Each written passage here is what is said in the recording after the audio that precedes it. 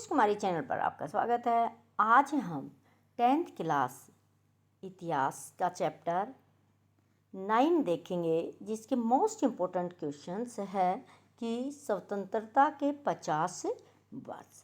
बहुत ही important question जो one word one liner MCQ में शामिल होंगे। तो देखिए, शुरू करते हैं आज के प्रश्नों की श्रृंखला। अंग्रेजों ने भारत पर कितने वर्षों तक शासन किया था? तो 190 वर्षों तक। फूट डालो राज करो की नीति किसकी थी? अंग्रेजों की थी। द्विराष्ट्र सिद्धांत किसने दिया था? मोहम्मद जिन्ना ने दिया था, जिसकी वजह से पाकिस्तान और भारत की स्थापना हुई। भारत सरकार के प्रथम गृह मंत्री कौन थे? तो वो थे लौह पुरुष सरदार वल्लभ भाई पटेल। लौह पुरुष इसलिए कहा जाता है कि जिन्होंने देशी रियासतों को मिलाकर भारत का एकीकरण किया। स्वतंत्रता के समय भारत में कितनी देशी रियासतें थी? देखिए, उस समय 565 देशी रियासत मौजूद थे। कौन सी रियासतें थी जो भारत में शामिल बाद में हुई थी? बाकी तो देखिए, जब सरदार वल्लभ भाई पटेल ने की थी हो गई थी, लेकिन देखिए 3 रियासत ऐसी थी जो बाद में शामिल हुई थी, जिनमें हैदराबाद, जूनागढ़, जम्मू और कश्मीर की रियासतें थी। भारतीय संसद ने जम्मू कश्मीर को विशेष राज्य का दर्जा यानी कि धारा 370 कब समाप्त कर दी थी?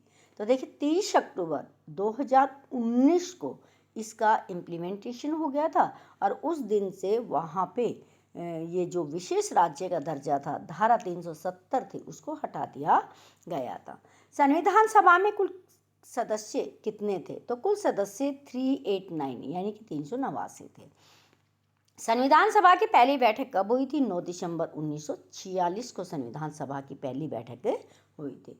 संविधान निर्माण में कितनी समितियां बनाई गई थी? तो देखिए, संविधान निर्माण के लिए 22 समितियों का गठन किया गया था। प्रारूप समिति में कितने सदस्य थे? तो प्रारूप समिति जिसके अध्यक्ष डॉक्टर भीमराव अम्बेडकर थे, उसके अंदर 7 सदस्य थे। ये बहुत मोस्ट इम्पोर्टेंट है प्रारूप समिति। भारत का संविधान कब बनकर तैयार हुआ था? देखिए 26 नवंबर 1949 को बनकर तैयार हो गया था। 26 जनवरी 1950 को लागू किया गया था, और बनाने में समय 2 वर्ष 11 महीने 18 दिन है। इनमें से कुछ भी पूछा जा सकता है। स्वतंत्र भारत में प्रथम आम चुनाव कब हुए थे? तो 1951-52 में भारत में पहली बार लोकसभा के चुनाव हुए थे, जिन्हें हम आम चुनाव कहते हैं। प्रथम लोकसभा में कितनी सीटें थी? देखिए, जब पहली बार लोकसभा बनी थी उस समय 489 सीटें थी। प्रथम लोकसभा में 489 सीटें थी। प्रथम लोकसभा में कितने दलों ने चुनाव में भाग लिया था? तो प्रथम लोकसभा में राष्ट्रीय दलों की संख्या 14 थी, और क्षेत्रीय यानी कि स्थानीय दल थे वो 63 थे। और आज भरमार हो रही है। राज्य पुनर्गठन आयोग कब नियुक्त किया गया था? तो देखिए 1953 में राज्य पुनर्गठन आयोग नियुक्त किया गया था। उस समय देश के प्रधानमंत्री पंडित जवाहरलाल नेहरू थे। आयोग का कार्य किसके आधार पर राज्यों के पुनर्गठन में सिफारिश करना था? तो देखिए, वो भाषा के आधार पर था, क्योंकि भाषा के आधार पर ही राज्यों को अलग करने, विभाजित करने और देश में शांति बनाए रखने के लिए इस आयोग की स्थापना की गई थी। राज्य पुनर्गठन अधिनियम कब पास किया गया था? तो देखिए नवंबर 1956 में, यानी कि उस समय भारत में 14 राज्य, 6 केंद्र शासित प्रदेश थे। 1947 के बाद किन देशों का अधिकार भारत पर था? देखिए, ध्यान देने की बात है, कहने को हम आज़ाद हो गई थी 1947 में, अंग्रेजों से आज़ादी मिल गई थी, लेकिन फ्रांस, पुर्तगाल, ये 2 ऐसे थे जो 1947 के बाद भी भारत में बने रहे। तो हम यहाँ पे देख लेंगे कि फ्रांस जो है ना, उसका पांडिचेरी, माही, कालीकट, यमन और चंद्रनगर, इन स्थानों पर फ्रांस का शासन स्थापित था।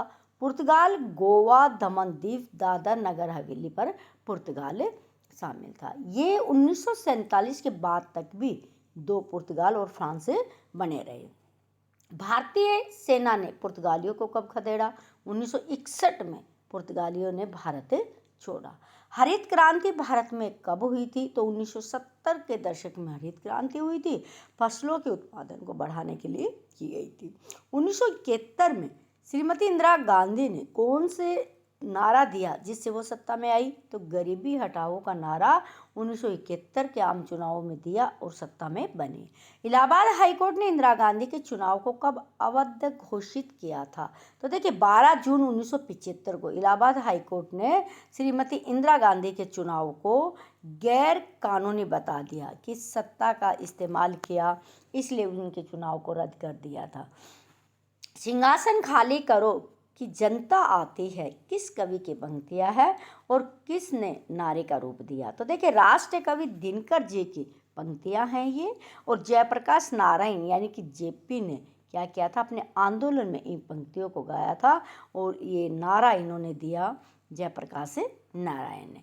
इंदिरा गांधी ने भारत में आपातकाल कब लगाया था? तो इंदिरा गांधी ने 25 जून 1975 को देश में आपातकाल लगा दिया और 21 मार्च 1977 को इस आपातकाल को ख़त्म किया था। तो इसीलिए 25 जून को हम काला दिवस के रूप में मनाते हैं, स्वतंत्रता की हत्या के रूप में मनाते हैं, लोकतंत्र की हत्या। उस दिन ये बहुत सारी चीज़ें निकल के आती है 25 जून जब भी होता है कि आज लोकतंत्र की हत्या हुई थी, आज लोगों की स्वतंत्रता छीनी गई थी, आज संविधान को मार दिया गया था। इन शब्दों का इस्तेमाल किया जाता है। तो वो था 25 जून 1975 तो, और समाप्त हुआ था 21 मार्च 1977 तो। और इसी दौरान संविधान में बहुत सारी चीज़ें क्या कर दी गई थी, ख़त्म कर दी, प्रतिबंधित कर दी गई थी। यानी कि ज़्यादातर शक्तियाँ थी ना राज्यों की, संसद की, उन शक्तियों को छीन लिया गया था और अलग अलग अध्यादेश पारित कर दिए गए थे। तो इस चैप्टर से ये क्वेश्चन महत्वपूर्ण है। 10th क्लास के स्टूडेंट इन पर विशेष ध्यान दें और बाकी सभी को भी जानकारी होनी चाहिए, इसलिए